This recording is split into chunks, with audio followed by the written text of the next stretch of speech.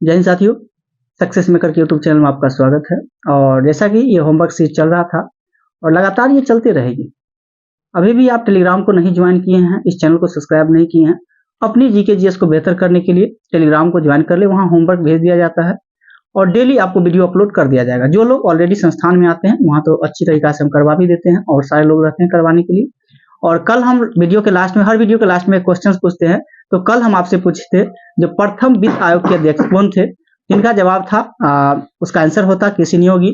और जिन्होंने पहले जवाब दिए दीपेश जी थे, इसके बाद स्वीटी जी थी, इसके बाद सोनू जी थे। इस प्रकार से सबसे पहले जवाब दीपेश जी का आया था। बहुत बहुत धन्यवाद जो आपने शुरू से अंत तक वीडियो को देखा। चलिए फिर स्टार्ट करते हैं आज का जो आप लोग का सेशन है पॉलिटी में उच्च न्यायालय और उच्च न्यायालय की स्थापना से संबंधित या उच्च न्यायालय से आर्टिकल या उच्च न्यायालय से सभी प्रश्न बनते हैं जितने, वो आपसे पूछा जाएगा। चलिए बताना है, अंडमान एवं निकोबार द्वीप समूह किस उच्च न्यायालय के क्षेत्राधिकार के अंतर्गत आएगा? सही है, कोलकाता उच्च न्यायालय के अंतर्गत आएगा। इसके बाद आपको बताना है उच्च न्यायालय के न्यायाधीश के वेतन और भत्ते किस निधि पर दिए जाते हैं? संचित निधि। सही है, राज्य के संचित निधि के द्वारा जो है उच्च न्यायालय के न्यायाधीश के वेतन एवं भत्ता जो है दिया जाता है। सही है। इसके बाद अगर हम बात करते हैं इसके रिटायरमेंट होने के बाद जो आप बात करते हैं वो जो है किससे मिलता है? जैसे रिटायरमेंट होता है तो भारत, जैसे रिटायरमेंट हो जाते हैं उसको जो है मिलता है वो भारत सरकार के संचित निधि से मिलता है। लेकिन अगर वर्तमान में कार्य करते हैं तो उस राज्य से मिलता है, यानी राज्य के संचित निधि से पैसा मिलता है। इसके बाद बताना है उच्चतम न्यायालय के निर्णय से पूर्व किस उच्च न्यायालय ने यह निर्णय दे दिया कि एक बार में 3 बार तलाक कहने से तलाक होना गैर कानूनी? इलाहाबाद। सही है, इलाहाबाद उच्च न्यायालय के द्वारा दिया गया था। क्या? तो एक बार में 3 तलाक कहने से तलाक होना जो है गैर कानूनी है। ये इलाहाबाद उच्च न्यायालय सबसे पहले इस चीज की चर्चा किया था। इसके बाद बताना आपको न्यायाधीश को हटाने की प्रक्रिया में कितने संसदीय समिति की जरूरत होती है? 3 संसदीय समिति, 3 संसदीय समिति होते हैं। एक है भारत के मुख्य न्यायाधीश या उच्चतम न्यायालय का कोई अन्य वरिष्ठ न्यायाधीश होना चाहिए। फिर क्या है? उच्च न्यायालय का मुख्य न्यायाधीश, उच्च न्यायालय का यानी हाईकोर्ट का। और एक है एक प्रख्याता विधिवेता होना चाहिए। तो न्यायाधीश को हटाने की 3 संसदीय समिति होनी चाहिए, तभी उसको हटा सकते हैं। इसके बाद बताना है एक उच्च न्यायालय का न्यायाधीश अपना त्यागपत्र किसे सौंपता है? राष्ट्रपति को सौंपता है। सही है। और उच्च न्यायालय के अन्य न्यायाधीश की नियुक्ति कौन करता है? नियुक्ति राष्ट्रपति के द्वारा ही किया, या मुख्य न्यायाधीश हो या अन्य न्यायाधीश हो, नियुक्ति जो है राष्ट्रपति के द्वारा ही किया जाता है। जिला जो कोर्ट होते हैं उसके न्यायाधीश की नियुक्ति कौन करते हैं? तो इसके जो है राज्यपाल के द्वारा किया जाता है। उच्च न्यायालय के न्यायाधीश की सेवानिवृत्ति जो है यानी रिटायरमेंट जो है कितने आयु तक? सही है, 62 वर्ष की आयु में इसकी रिटायरमेंट हो जाती है। इसके बाद इसमें 6 वर्ष कहना जरूरी नहीं, ये सिर्फ 62 है, इसमें 6 नहीं है। इसके बाद बताना है आपको जब सर्वोच्च न्यायालय किसी रीट अथवा संस्था को उसके दायित्व से निर्वहन हेतु रीट जारी करता है तो वह लेख को क्या कहते हैं? परमादेश। सही है, याद रखना है, परमादेश कहते हैं। सही है। जब सर्वोच्च न्यायालय किसी व्यक्ति अथवा संस्था को उसके दायित्व के निर्वहन हेतु रीट जारी करता है तो उसे परमादेश कहते हैं। सही है। भारत के उच्च न्यायालय में जो है अभी तक टोटल मुख्य न्यायाधीश कितना? 50वां है। एक है। देखिएगा, थोड़ा सा क्वेश्चन सिर्फ हम आपसे पूछे, उच्चतम न्यायालय में टोटल कितना मुख्य न्यायाधीश? तो मुख्य न्यायाधीश एक ही होते हैं। हाँ, तो एक ही है जो कि 50 में है। कौन है? डीवाई चंद्रचूड़। डीवाई चंद्रचूड़ है जो कि 85वें क्रम के हैं। और टोटल अगर हम बात करते हैं टोटल उच्च न्यायालय की संख्या कितना? 25 है। सही है। उच्चतम न्यायालय में टोटल न्यायाधीश की संख्या टोटल 34 को। सही है, 33 + 1। मुख्य अगर हम बात करते हैं मूल संविधान में टोटल न्यायाधीश की संख्या कितना था? 8 था। 7 + 1 यानी 1 मुख्य न्यायाधीश और 7 अन्य न्यायाधीश थे। सही है। इसके बाद बताना है आपको राज्य के उच्च न्यायालय का मुख्य क्षेत्राधिकार के अंतर्गत कौन सा अधिकार नहीं आता है? हालांकि ये ऑप्शनेबल क्वेश्चन है, परामर्श संबंधी क्षेत्राधिकार नहीं आता है। इसके बाद बताना है अधीनस्थ न्यायालयों की कार्य पद्धति का परीक्षण कौन सी याचिका करती है? अधीनस्थ न्यायालयों की कार्य पद्धति का परीक्षण जो है कौन सी याचिका? उत्प्रेषण इसका राइट आंसर हो जाएगा। उत्प्रेषण इसका राइट आंसर हो जाएगा। इसके बाद आपको बताना है भारत के संविधान के अनुसार जिला न्यायाधीश के अंतर्गत कौन सम्मिलित नहीं किया जाता? हालांकि ये भी ऑप्शनेबल है, अधिकरण न्यायाधीश इसका आंसर हो जाएगा। उच्च न्यायालय से आर्टिकल में आपको बताना है राज्यों के लिए एक उच्च न्यायालय की व्यवस्था 214 में। सही है, राज्यों के लिए एक उच्च न्यायालय होगा, ये 214 आर्टिकल में वर्णित है। उच्च न्यायालय अभिलेख के न्यायालय के रूप में व्यक्त करता है, ये कौन सा आर्टिकल में? अभिलेख न्यायालय, उच्च न्यायालय का अभिलेख न्यायालय 215। सही है। उच्च न्यायालय का गठन की बात करते हैं 216। तो ठीक है, यानी राज्यों में एक उच्च न्यायालय होगा 214 में। सही है। एक अब राज्यों के लिए एक अभिलेख न्यायालय, उच्च न्यायालय, अभिलेख न्यायालय 215 हो जाएगा। सही है। इसके बाद क्या था, तो उच्च न्यायालय का गठन 216। सही है, उच्च न्यायालय का गठन 216 में हो जाएगा। उच्च न्यायालय के न्यायाधीश पद के लिए नियुक्ति तथा अर्हताएं किस आर्टिकल में? 217। सही है, 217 हो जाएगा। उच्च न्यायालय के न्यायाधीश के पद के लिए जो है नियुक्ति तथा अर्हताएं जो है आपका 217 के अंतर्गत हो जाएगा। इसके बाद है उच्च न्यायालय में उच्चतम न्यायालय से संबंधित कुछ प्रावधानों का लागू होना, प्रावधान के लागू 218 में। सही है। उच्च न्यायालय के न्यायाधीश का शपथ ग्रहण की बात करते हैं तो 219 में। सही है। हाँ, उच्च न्यायालय के न्यायाधीश का शपथ 219 हो जाएंगे।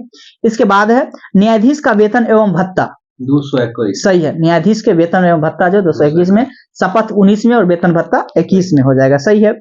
इसके बाद बताना है आपको कार्यवाहक मुख्य न्यायाधीश की नियुक्ति किस आर्टिकल में बनेगा? 223 में हो जाएगा। सही है, कार्यवाहक मुख्य न्यायाधीश की नियुक्ति 223 हो जाएगा। इसके बाद आपको बताना है अतिरिक्त एवं कार्यवाहक न्यायाधीश की नियुक्ति 224 हो जाएगा। सही है। इसके बाद बताना है उच्च न्यायालय का क्षेत्राधिकार किस आर्टिकल में? क्षेत्राधिकार 225 225 में हो जाएगा। और 224 का ए में क्या है, तो उच्च न्यायालय में सेवानिवृत्त न्यायाधीश की नियुक्ति। हाँ, ये जो है आपका 224 का ए में। कुछ रीट याचिकाएं जारी करने की उच्च न्यायालय की शक्ति दिया गया 226। रीट की बात करते हैं तो 226 में। और उच्चतम न्यायालय किस अनुच्छेद के अंतर्गत जारी करता है? 32 के अंतर्गत। सही है। इसके बाद बताना आपको उच्च न्यायालय के सभी अधीनस्थ न्यायालयों पर अधीक्षण की शक्ति, ये 227 में हो जाएगा। सही है। इसके बाद बताना है उच्च न्यायालय का क्षेत्राधिकार किस आर्टिकल में है? क्षेत्राधिकार। हाँ, उच्च न्यायालय का क्षेत्राधिकार 228 देखिएगा, ये 230 में भी वर्णन है, 225 में, दोनों जगह जो है ये वर्णन किया गया है इसको। इसके बाद बताना है 2 या अधिक राज्यों के लिए एक साझे उच्च न्यायालय की स्थापना 231 में, यानी 2 राज्यों के लिए जो है एक ही उच्च न्यायालय होगा, ऐसा 231 में कहा गया। इसके बाद बताना है कोलकाता हो गया, मुंबई हो गया, मद्रास हो गया, इस उच्च न्यायालय की स्थापना कब हुआ था? 1862 में हुआ था। सही है। इसके बाद बताना है कर्नाटक उच्च न्यायालय का स्थापना कब हुआ था? 1884। सही है, कर्नाटक उच्च न्यायालय की स्थापना 1884 में हुआ था। और इसका अगर हम मुख्य पीठ की बात करते हैं तो कहाँ है? सही है, बेंगलुरु में इसका मुख्य पीठ हो जाएगा। इसके बाद इलाहाबाद उच्च न्यायालय की स्थापना कब? 1866 में इलाहाबाद उच्च न्यायालय की स्थापना किया गया था। और इसका मुख्य पीठ की बात करें तो इलाहाबाद में ही। सही है। हाँ, खंडपीठ की बात करें तो लखनऊ आएगा, ग्वालियर कहा जाएगा, वो तो मध्य प्रदेश में पड़ता है। हाँ, तो आपका लखनऊ आ जाएगा इसका खंडपीठ। सही है। पटना उच्च न्यायालय की बात करें तो इसका स्थापना 1916 में हुआ था। सही है। और इसका मुख्य पीठ पटना में ही। सही है। जम्मू कश्मीर अगर हम बात करते हैं उच्च न्यायालय की स्थापना कब हुआ? 1928 में जम्मू कश्मीर उच्च न्यायालय की स्थापना हुआ था। और इसका मुख्य पीठ की बात करें तो जम्मू एवं श्रीनगर दोनों जगह है। इसके बाद बताना है आपको मध्य प्रदेश उच्च न्यायालय की स्थापना कब हुआ? 1936 में मध्य प्रदेश उच्च न्यायालय की स्थापना हुई थी। और इसका मुख्य पीठ कहाँ है? जबलपुर में। सही है, जबलपुर में है। और इंदौर और ग्वालियर इसका खंडपीठ है। खंडपीठ जो है इंदौर और ग्वालियर है, लेकिन इसका जो मुख्य पीठ जो है जबलपुर में स्थित है। सही है। इसके बाद बताना है आपको पंजाब व हरियाणा उच्च न्यायालय की स्थापना कब हुआ?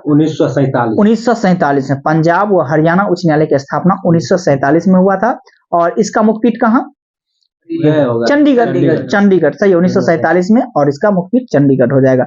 एक बार और ऊपर से चलते हैं, कोलकाता, मुंबई, मद्रास 1862 में इसकी स्थापना होती है उच्च न्यायालय की। इसके बाद था मद्रास तो 1862। कर्नाटक 1884। सही, 1884 कर्नाटक उच्च न्यायालय की स्थापना 1884 हो गया। इसके बाद इलाहाबाद था, इलाहाबाद 1866 में। सही है। इसके बाद पटना था, पटना उच्च न्यायालय की स्थापना 1916 में किया गया था। इसके बाद जम्मू कश्मीर उच्च न्यायालय था, इसकी स्थापना 1928 में किया गया था, जम्मू कश्मीर उच्च न्यायालय की स्थापना। इसके बाद मध्य प्रदेश उच्च न्यायालय था, इसकी स्थापना 1936 में किया गया था। सही है। इसके बाद पंजाब व हरियाणा उच्च न्यायालय था, इसकी स्थापना 1947 में किया गया था, जिसका मुख्य पीठ की बात करते हैं तो आपका चंडीगढ़ में स्थित है। इसके बाद गुवाहाटी उच्च न्यायालय स्थापना जो है कब हुआ था? 1948 में हुआ था। और इसका मुख्य पीठ कहाँ है? गुवाहाटी में ही स्थित है। सही है, यहाँ गुवाहाटी में ही है। इसका खंडपीठ हो जाएगा कोहिमा, इम्फाल, अगरतला, ये सब में खंडपीठ है। इसके बाद बताना है ओडिशा उच्च न्यायालय की स्थापना कब हुआ? 1949 नहीं, ओडिशा 1948 में ही। ओडिशा हो गया आपका, गुवाहाटी हो गया, तो इसे याद रखना है आपका 1948 में इसकी स्थापना हुआ था। और इसका मुख्य पीठ की बात करें तो कहाँ है? कटक उड़ीसा में हुआ था, कटक उड़ीसा में। इसके बाद राजस्थान उच्च न्यायालय की स्थापना 1949 में हुआ था। और इसका मुखपीठ की बात करें तो राजस्थान जोधपुर में है, सही है। खंडपीठ कहाँ है? जोधपुर जयपुर। खंडपीठ जयपुर और मुख, हाँ मुखपीठ पूछे तो आपका जोधपुर जोधपुर और खंडपीठ जयपुर। जयपुर। इसके बाद बताना है आपको आंध्र प्रदेश उच्च न्यायालय की स्थापना कब हुआ था? आंध्र प्रदेश उच्च न्यायालय की स्थापना 1954। आंध्र प्रदेश उच्च न्यायालय की स्थापना हम पूछ रहे हैं, हाँ 1954 हो जाएगा और इसका जो मुखपीठ है वो अमरावती हो जाएंगे। केरल उच्च न्यायालय की स्थापना कब हुआ था? 1958 में। केरल उच्च न्यायालय हम पूछ रहे हैं तो 1958 में हुआ था और इसका जो मुखपीठ कहाँ है? एर्नाकुलम। हाँ, इसका जो है एर्नाकुलम में जो है एक यूटी का भी जो है कौन देखता है? लक्षद्वीप का जो है देखता है वो। इसके बाद उतना गुजरात उच्च न्यायालय की स्थापना कब हुआ था? गुजरात 1960 में, सही है। गुजरात का 1960 और इसका मुखपीठ कहाँ? अहमदाबाद। दिल्ली उच्च न्यायालय की स्थापना कब हुआ था? 1966 में हुआ था, सही है। हिमाचल प्रदेश उच्च न्यायालय की स्थापना ना, वो राज्य की स्थापना हुआ था। हिमाचल प्रदेश उच्च न्यायालय की स्थापना करें 1967 में। 1967 में हिमाचल प्रदेश उच्च न्यायालय की स्थापना हुआ था और इसका मुखपीठ जो कहाँ है? शिमला में। शिमला हो जाएगा, सही है। इसके बाद बताना है सिक्किम उच्च न्यायालय की स्थापना कब हुआ था? 75 में हुआ था, सही है। और इसका मुखपीठ गंगटोक हो जाएगा, सही है। छत्तीसगढ़ उच्च न्यायालय की स्थापना कब हुआ था? 2000 में हुआ था। कितने उच्च न्यायालय की स्थापना 2000 में? 3 को। कौन कौन? झारखंड, छत्तीसगढ़, उत्तराखंड, जिसमें छत्तीसगढ़ का जो मुखपीठ कहाँ स्थित है? छत्तीसगढ़ के बिलासपुर हो जाएगा। उत्तराखंड का नैनीताल। उत्तराखंड का नैनीताल हो जाएगा और एक झारखंड का रांची हो जाएगा, सही है। इसके बाद बताना है मणिपुर, इसके बाद मेघालय और त्रिपुरा, ये उच्च न्यायालय की स्थापना 2013 में हुआ है। तीनों का 13 में कौन कौन? मेघालय हो गया, मणिपुर हो गया और मिजोरम हो गया। मेघालय, मणिपुर, त्रिपुरा है मिजोरम में। हाँ, मेघालय, मणिपुर और त्रिपुरा, ये तीनों का जो है 2013 में हुआ था, जिसमें बताना है आपको मेघालय का जो है इसका मुखपीठ कहाँ? शिलोंग, सही है। और मणिपुर का जो है इम्फाल हो जाएगा, सही है। त्रिपुरा का अगरतला हो जाएगा, सही है। तेलंगाना का बताइएगा? 2019 है। हाँ, 2 जून 2019 की इसकी स्थापना होती है, लेकिन उच्च न्यायालय की स्थापना उससे पहले ही हो गया था, 2018 में ही हो गया था और इसका मुखपीठ जो है हैदराबाद में था, ठीक ना। इस चीज को आप याद रखिएगा। इसके बाद आपको बताना है निवारक निरोध के अंतर्गत एक व्यक्ति को बिना मुकदमा चलाए कितने समय तक बंदी बनाया? 3 माह के लिए बंदी बनाकर रख सकते हैं, सही है। इसके बाद बताना है आपको न्यायालय से कार्यवाही लंबित होने की दशा में कौन सी रिट जारी किया जाता है? क्या? न्यायालय में कार्यवाही लंबित होने की दशा में कौन सा जो है रिट जारी करते हैं? प्रतिषेध हो जाएगा, सही है। उच्च न्यायालय की अधिक्षण शक्ति में सैन्य न्यायालय शामिल होते हैं या नहीं होते? नहीं होता। उसका अलग मिलिट्री कोर्ट जो है अलग, वही हुआ सैन्य मिलिट्री कोर्ट जो है अलग होता है, इसमें नहीं होते हैं उच्च न्यायालय के अधिक्षण में शक्ति। इसके बाद बताना आपको उच्च न्यायालय के प्रथम महिला न्यायाधीश कौन थे? अन्ना चांदी, सही है। तथा प्रथम मुख्य न्यायाधीश की बात करें तो लीला सेठ हो जाएंगे, सही है। इसी में से फिर पूछते हैं, बताइएगा मद्रास उच्च न्यायालय की स्थापना कब? 1862 में। कर्नाटक उच्च न्यायालय की स्थापना 1884 में, सही है। जम्मू कश्मीर उच्च न्यायालय की स्थापना 1928 में हुआ था, सही है। मध्य प्रदेश उच्च न्यायालय की स्थापना 1936 में हुआ था, सही है। पंजाब व हरियाणा उच्च न्यायालय की स्थापना 1947 में, सही है। गुवाहाटी की बात करें तो उच्च न्यायालय की स्थापना 1948 में, सही है। ओडिशा उच्च न्यायालय की स्थापना 1948 में हुआ था, सही है। राजस्थान उच्च न्यायालय की स्थापना 1949 में हुआ था, सही है। आंध्र प्रदेश उच्च न्यायालय की स्थापना 1954 में। आंध्र प्रदेश उच्च न्यायालय की स्थापना 1954 में हुआ था। केरल उच्च न्यायालय की स्थापना 1958, याद रखना। केरल उच्च न्यायालय की स्थापना 1958 में। गुजरात उच्च न्यायालय की स्थापना 1960 में। दिल्ली उच्च न्यायालय की स्थापना 1966 में। हिमाचल प्रदेश उच्च न्यायालय की स्थापना 1967। दिल्ली के बाद हिमाचल है तो याद रखना है, दिल्ली 66 और हिमाचल प्रदेश 67 में हुआ था, 1967 में। सिक्किम उच्च न्यायालय की स्थापना 1975 में, सही है। इसके बाद छत्तीसगढ़ उच्च न्यायालय की स्थापना 26 2000 2000 में हुआ था, सही है। इसके बाद बताना उत्तराखंड उच्च न्यायालय की स्थापना कब हुआ था? उत्तराखंड 2000 सही है, 2000 में हुआ था। झारखंड उच्च न्यायालय की स्थापना कब हुआ था? 2000 2000 में हुआ था, सही है। इसके बाद बताना मेघालय उच्च न्यायालय की स्थापना 2013 में। मणिपुर उच्च न्यायालय 2013 में। इसके बाद आपको बताना त्रिपुरा उच्च न्यायालय 2013 में। इसके बाद बताना तेलंगाना उच्च न्यायालय की स्थापना कब हुआ था? 2000। हालांकि राज्य की स्थापना जो है 2019 में हुआ था। 2 जून 2014 को राज्य की स्थापना होती है और 2019 होना चाहिए, जगह गलती लिख दिया है, 2018 लिखा है।